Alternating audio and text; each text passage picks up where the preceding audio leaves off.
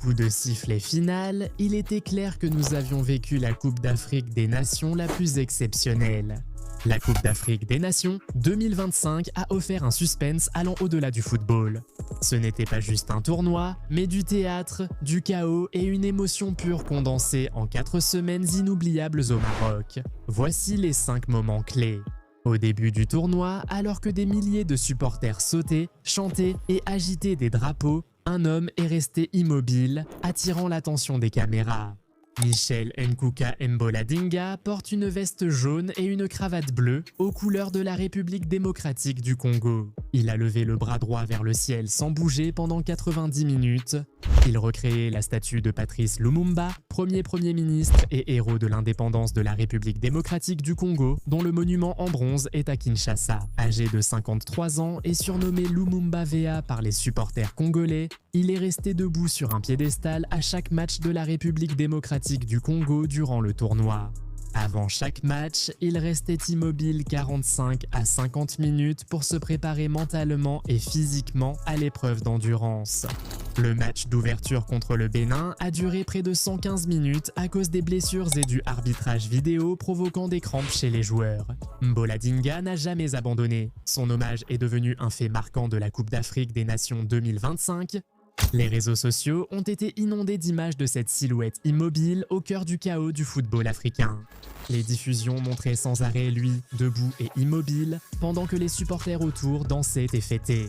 Il a dit à la société de presse être resté immobile pour encourager et motiver l'équipe.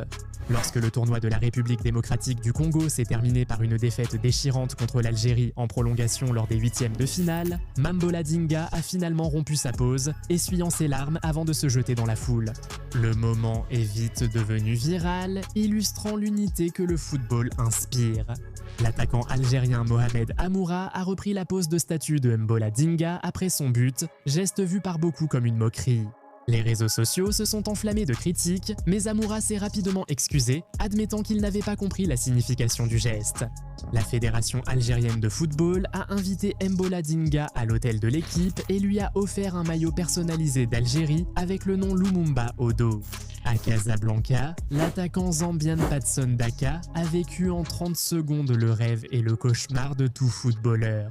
Son équipe se dirigeait vers une défaite décevante lors du match d'ouverture contre le Mali, lorsque, au plus profond de la 92e minute, Daka s'était levé majestueusement pour reprendre le centre enroulé de Mathieu Banda. Sa tête plongeante a terminé sa course au fond des filets, arrachant un match nul crucial un partout et déclenchant une véritable folie parmi les fidèles des Chipolo Polo.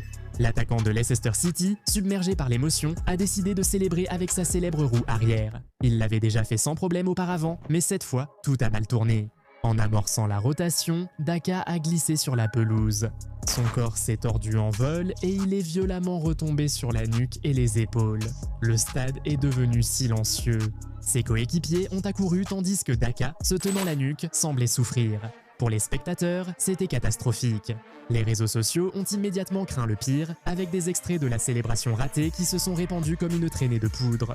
Les commentateurs ont émis des hypothèses sur une blessure potentiellement grave, se demandant si l'attaquant vedette de la Zambie venait de mettre fin à son tournoi avant même qu'il ne commence vraiment.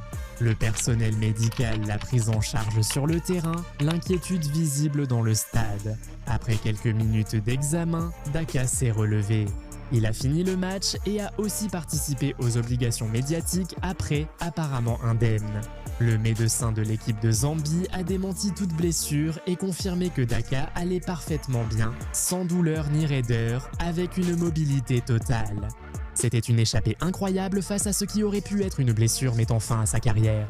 Le groupe F a offert un moment de pure comédie lorsque le Mozambique a affronté le Cameroun. Les Mumba avaient stupéfié tout le monde avec leur toute première victoire à la Coupe d'Afrique des Nations quelques jours plus tôt, en battant le Gabon 3-2, et ils étaient en pleine confiance lorsque Jenny Katamo leur a donné l'avantage à la 23e minute. Face au quintuple champion, une surprise était envisageable. Le Cameroun, déstabilisé, cherchait des réponses face à des adversaires qui l'avaient battu 7 fois d'affilée. Puis est venu le moment qui a montré à quel point la Coupe d'Afrique des Nations est imprévisible. 5 minutes après avoir été mené, le Cameroun a marqué un but égalisateur étrange, sous pression mais sans danger immédiat. Le défenseur mozambicain Néné a inexplicablement tourné et envoyé le ballon directement dans son propre but. Aucune déviation ni confusion, il a juste envoyé le ballon dans leur but vide. Ce but contre son camp a changé la dynamique. Le Mozambique, auparavant confiant, a brusquement paru abattu.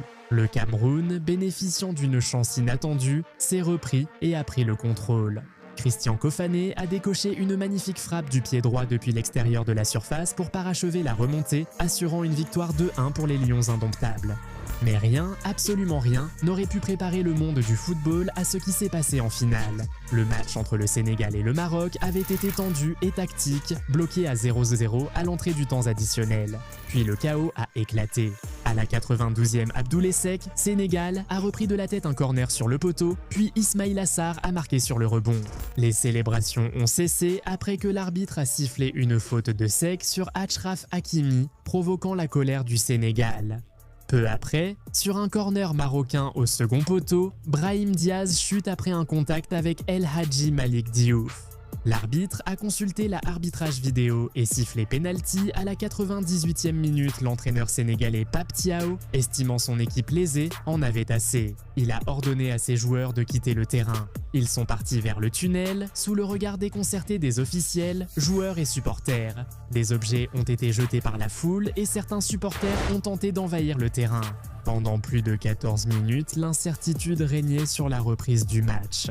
Après des négociations, Sadio Mané a convaincu ses coéquipiers sénégalais de revenir sur le terrain. L'atmosphère était tendue. Diaz, meilleur buteur du tournoi, se tenait au-dessus du ballon, portant 50 ans de rêve marocain. Leur dernier titre à la Coupe d'Afrique des Nations datait de 1976, il fallait mettre fin à la 17. Diaz a tenté une panenka en chippant le ballon au centre. Edouard Mendy est resté immobile et a attrapé le ballon comme à l'entraînement, ce qui a étonné les commentateurs. L'ancien capitaine du Nigeria, John Obi Mikel, a qualifié cela de dévastateur, prédisant que Diaz ferait des cauchemars pendant des semaines. Plus tard, cela a été présenté sur les réseaux sociaux comme le pire penalty de l'histoire du football, en raison de son exécution, du contexte, de la pression et des 17 minutes d'attente qui l'ont précédé. La finale est allée en prolongation et à la 94e Papagé a marqué d'une frappe en lucarne. Le Sénégal s'impose 1-0 et décroche son deuxième titre à la Coupe d'Afrique des Nations. Diaz, qui avait été la plus grande star du tournoi, a été remplacé peu après son raté, les larmes coulant sur son visage. Il s'est ensuite excusé auprès de sa nation sur les réseaux sociaux, disant que son âme souffrait et assumant l'entière responsabilité de la défaite. Gianni Infantino, président de la Fédération internationale de Football Association, a jugé inacceptable le départ du Sénégal du terrain. L'entraîneur Théo a ensuite admis regretter sa décision, ayant agi sous l'émotion. Malgré les controverses, le drame et le chaos, la finale de la Coupe d'Afrique des Nations 2025 a illustré ce qui a rendu ce tournoi inoubliable.